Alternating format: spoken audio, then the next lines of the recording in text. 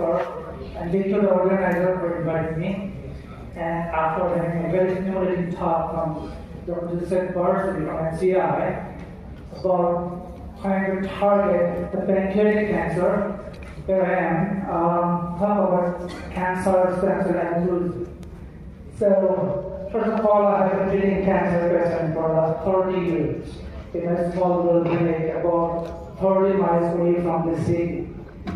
So we have seen many cancers, many cancer drugs. At the same time, has been really a forward force to understand what is cancer. So today I would like to provide some new idea. How can we look at the cancer from a Hindu philosophical point of view? My work is combining philosophy and science. So this is my clinic, and then this is my lab at Aurora in Massachusetts. I moved from Fort Science to Cambridge Square to Lowell because we have cheaper price and good place. And this is our lab here at Guwahati. We have the staff here. Some of them are not present here. So all the work actually belongs to my graduate students, and thank you for that. So this is my summary of my talk. If I have to present in one slide, that we know about cancer cells, that those are, uncontrolled proliferative cells. Mutation, clonal evolution, all end up in cancer cells. But keep in mind, we have cancer stem cells. Those are the tiny cancer stem cells. Immunotherapy, immunogenic glycopeptide Professor Barson is talking about, is very hard to get. And those who have seen the medical oncologist, those immunotherapy patients, after 2 or 3 years of immunotherapy, when they come back with relapse, we have seen that the tumor grows rapidly. The PET scan 2 months ago was clean. After 2 years of immunotherapy, I have one patient right now, and after 1 or 2 months, the PET scans is all off. And when we take the circulating tumor cells, we have been detecting another phenotype of cancer stem cells. We call them as tumor stem defense phenotype. We don't know how to name them. The name evolved from 2005. These are highly inflammatory cancer stem cells. We can identify using an ABCD2 marker, ABCAM positive marker from head and neck cancer, and they only persist for 2 to 3 weeks. This is almost like a solid tumor blast crisis. And because we as clinicians don't really look for an ancestor cancer patient, so we should discuss how this patient dies. So we have been seeing these cells, and these are the phenotypes. Let's call altruistic cancer stem cells. I will explain why I meant the altruism here later on. We have 6 manuscripts published right from 2008. We're finding these are increased tumor growth, resistance to any kind of drugs, immunosuppressive, dormancy, and heme-forwarded tumor microenvironment. So, I am not a student of metabolism. I am students of stem cell biology, cancer biology, medicine. But my friend Dr. Robert was just said we have a conference on biology metabolism. So I have been trying to figure out how to study the metabolism of this cancer stem cell. So today my talk will be mainly about talking about what is stem cell organism for the next 5-10 minutes. Then I'll talk about our approach, or let me learn from you guys how to approach this metabolism study of this cancer cell phenotype. So first of all, when I talk about altruism, I'm not talking about spiritual altruism. I'm talking about a very hardcore biological concept that has been identified in bacteria. We call altruistic defense.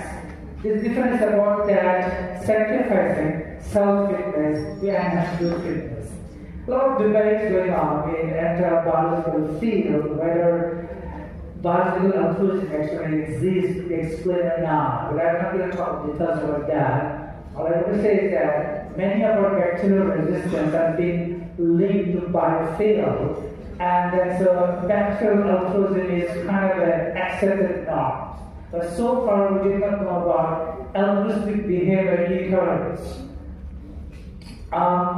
So this is a philosophy slide. Back in 1992, when I was still a young student, I came up with this author. Those from America, you know, the author is a field, but author is a Hindu philosophy. That during stress in a society, a human being becomes very powerful, and after he or she complete the task of social balancing, like Lord Krishna, the overthrown person died away, killed himself, had to die. If the overthrown persists, then become evil. The dance became kind of a acrobatic altruism. And that is a little different from our biological altruism concept, because in biological altruism, individuals who sacrifice fitness, that those will enhance fitness first. But in this altruism, those individuals who sacrifice their fitness first have to be very powerful. That's for information.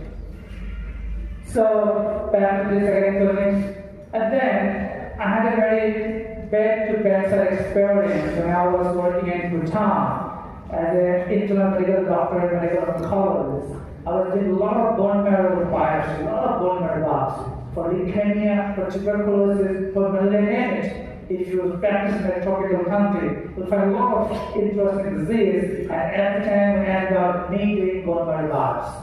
So I studied this stem cell making crosstalk with bacteria, including TB bacteria, which we published in 2014. But my question was, wait a minute, bone marrow stem cell niche. It doesn't have, even if some person might be unborn, if this bacteria is going to go there, stem cells should have a defense mechanism against this bacteria. And that was really sparked a question to me again, that if you take stem cell as a link to our functional evolution back to 2 billion years ago, during hypoxia and oxidative stress, what was their defense mechanism? Was they fighting for their self-fitness, or they had some kind of co-option? So I read a book back in 2000 called Science Behind School. I focused my idea. Because colon is a molecule, acid-driven molecule. Those who are metabolists, they know that's product of metabolic pathway. But colon is very deep psychoanalytic history because some of this acid-driven again from meteorites. But there is another theory that acid-driven might have saved life now. So squalene was very much found in cell membrane of archaeans and cyanobacteria. And some squalene is also in our body, in our sebum, 12% serum is squalene. So I wrote that during evolution, that somehow the coercion begins, that the stem cells probably activated the squalene after metabolism, and they evolved to have this niche defense mechanism. So my job became next to identify this altruistic stem cell. That our stem cells exhibiting this kind of squalene, glutathione metabolism, and then exhibit altruism. So this is the paper we published in Stem Cell in 2012. It took a long time. At that time, I was allowed to use the word altruism only in abstract because everybody rejected the idea. But key finding for us is this. When it takes this human embryonic stem cells, the extreme high oxidative stress for 24 hours. After that, again reaction result, hypoxia reaction result. The primitive kind of precambrian microbial world. All this embryonic stem cells die, almost all die, but few survive. And I was supposed to isolate those few survived cells. There is one H positive, and then high HIF2 alpha is a transcription factor, and also low p53, that's a tumor suppression gene. Usually, the embryonic stem cells are very highly sensitive to p53. A little bit different is embryonic stem cells die. Because p53 is always active. But this cancer somehow will manipulate p53 system, but operating HIF2 alpha. We found interestingly that the mechanism is this. It's called P52 MDM oscillation. I didn't show an MDM data, but P53 and MDM data oscillate as a control feedback mechanism. The cycles are suppressed for 2 weeks by the stem cells. So in that process, they can tolerate the genomic damage. they can tolerate reactive species. That means they get high fitness. They almost become cancer stem cells. And yet, after repeated mouse kind experiment, we could not confirm that these embryonic stem cells are cancer stem cells. They remain benign. And after 2 weeks, they reactivated the p53 and into oscillation with the died. But that was the first demonstration of our that there are few stem cells in a human embryonic stem cell. They operate their fitness by suppressing p53 for 2 weeks, and they can secrete factors. So we studied what factors. They actually secreted glutathione, which is very surprising. Glutathione is one of these intramolecular antioxidants no cell wants to sacrifice. But these cells were in a genomically damaged environment of stress, were secreting glutathione. And that is a very macromolecular unit, very much in the life system. So that was the finding. Now I will talk about after 2012, I started my lab, these are my students, all of them become PhDs. Now Latika is here today. She is also CEO of our lab, a part of defending her thesis. Ibrahim already completed. Thank you all. So we also found in a model that the bacteria and stem cells, they can cooperate.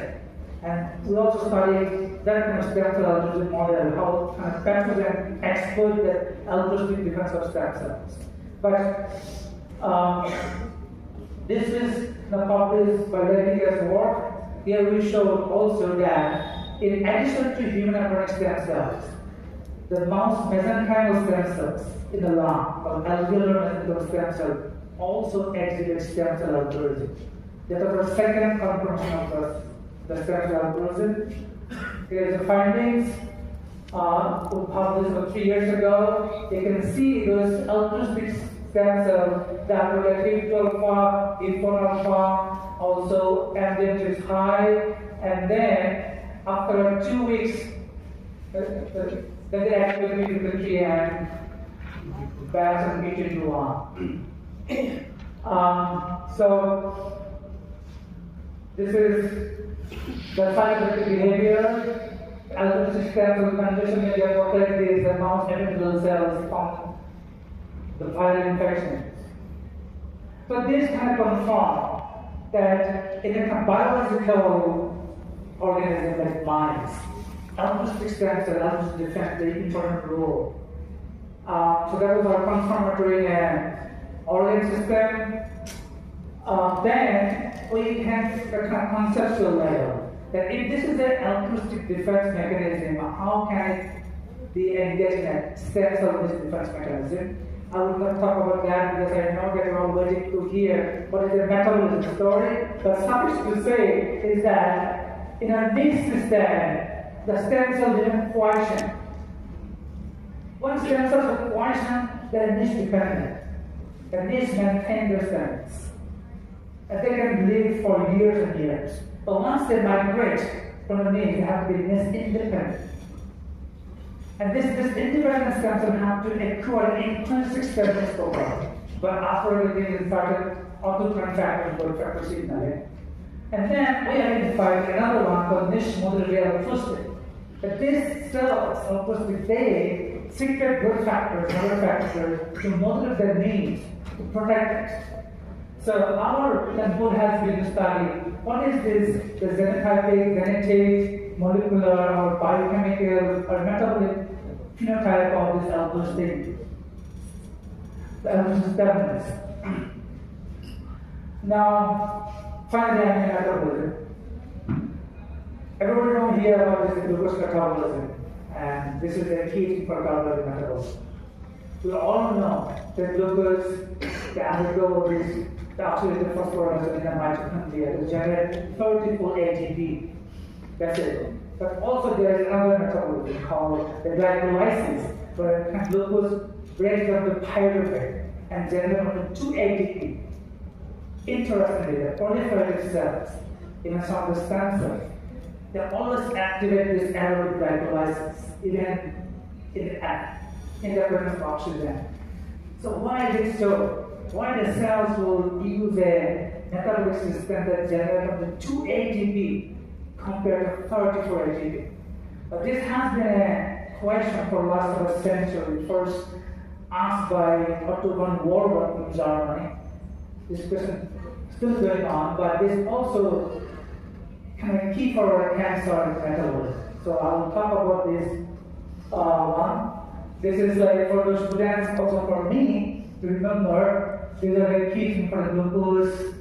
They do the glucose 6-phosphate, phosphate pathway, for nucleic synthesis, with the pyruvate, become lactate, this is the glycolysis, and this is the cycle. And then this is what I explained, you see 2 ATP, and this is the 34 ATPs. But still, most of the cancers are employed this mechanism, food glycolysis or water effect.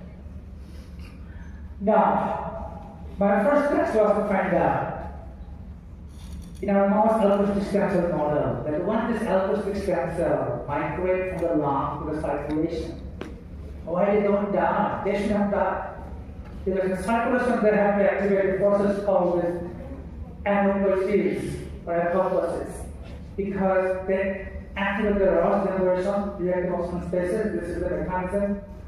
So we have been working on this mechanism, whether an altruistic stem cell HEAT system, H1alpha-2, they can inhibit this process by acting in the PDK.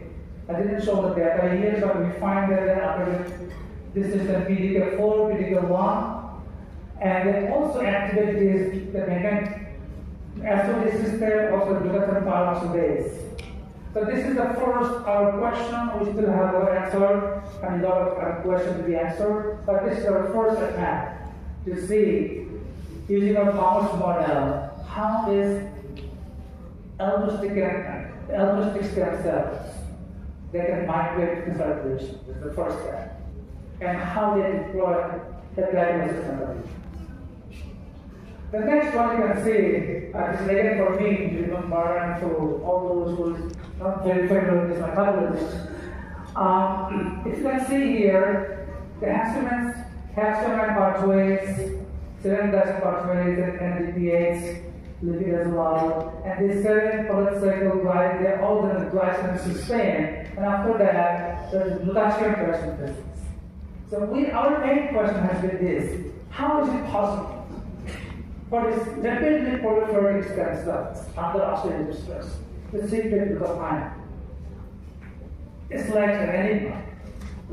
How? So we're thinking, and we're finding some preliminary data, that they actually activate this pathway very actively. The cell doesn't work. So they go for movement conversion. And the next step, that interestingly, they do not really minimize the glucose synthesis. The glucose uptake goes very high.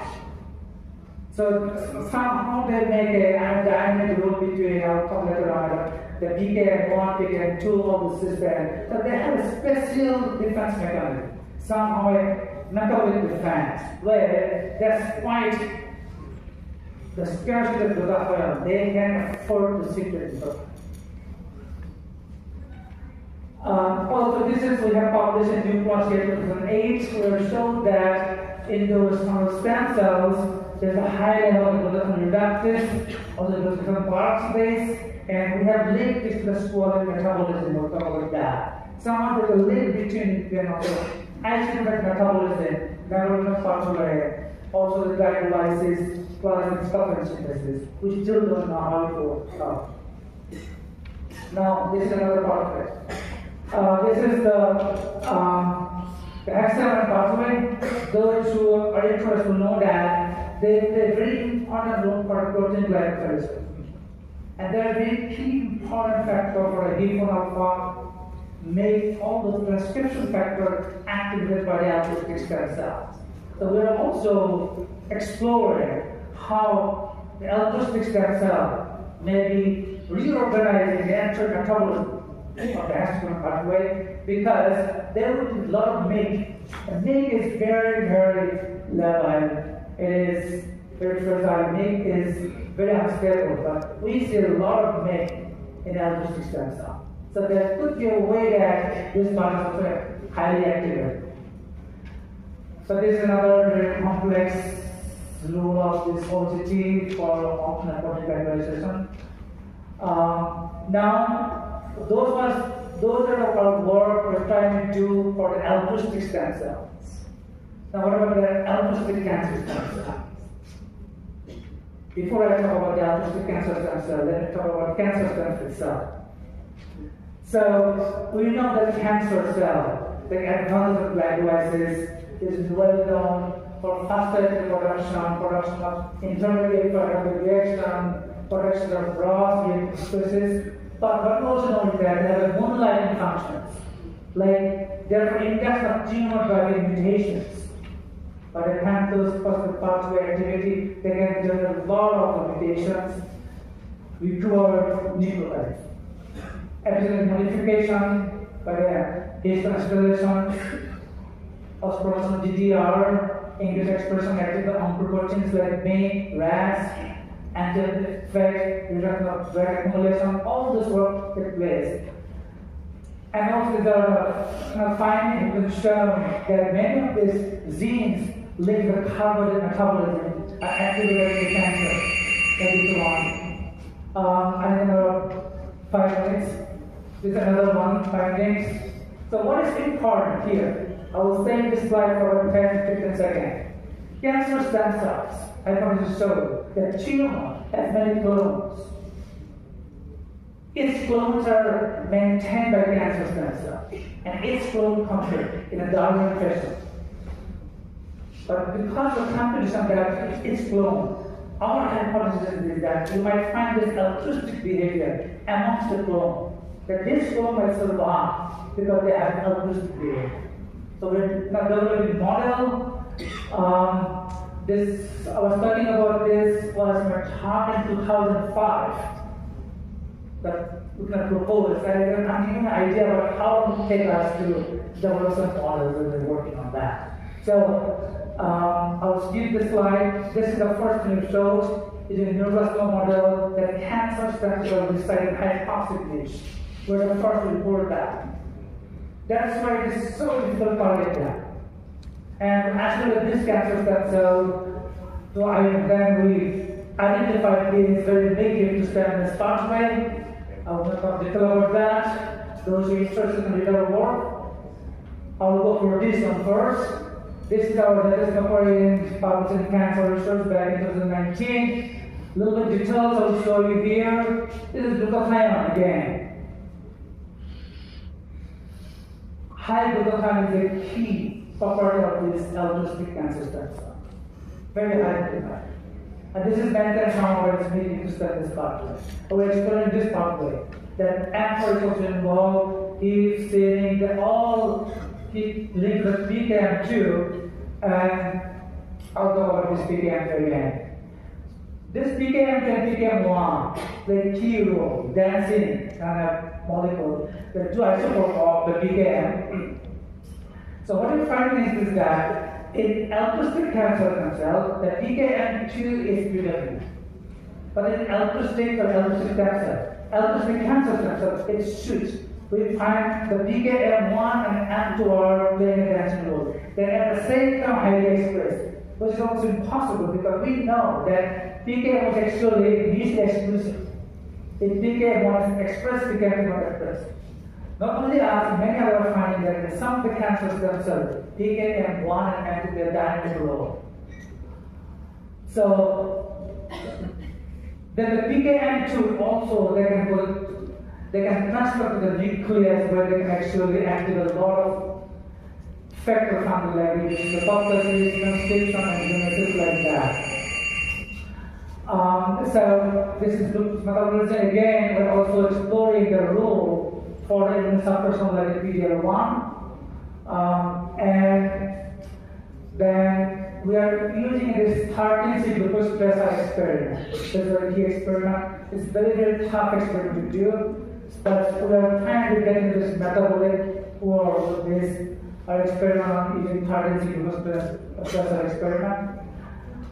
Then I will just cover mitochondria a little bit. Mitochondria here, this also plays a very important role. We know that mitochondria play a key role. And we have not explored what is the current metabolism of mitochondrial cancer stem cells. So this is a review paper by Hansen's group showing that mitochondrial metabolism is key for cancer stem cells. I will not show that. But here again, we're exploring that how if to make, but regulate, reprogram the mitochondrial altruistic cancer stem cells. So with this, I go back again the swelling story about how we link isoprenoid biosynthesis with the glutathione biosynthesis, and I'm waiting for a very smart postdoc or smart PhD to come to lab, explore this using our model. So this is a summary and a key questions to remain. If you can answer that, whether it is altruism or direct competition, there is any self-defense mechanism, maybe we will also answer the mystery of cancer. That why cancer is so difficult to target, to treat, to manage. But come back. Because we believe cancer is activating a deep evolutionary defense mechanism we still don't know about. We need to develop model. We believe that our model of using this altruistic stem cell, using human embryonic stem cell, the camel stem cell, also the hematopoietic stem cell, as well as a cancer model, which is mouse model of cancer, human muscular xenograft, will answer on the key questions about the role of altruistic defense in cancer. So that, thank you so much. So, funding from our contribution foundation as well, over this year, and our group, thank you all. Thank you.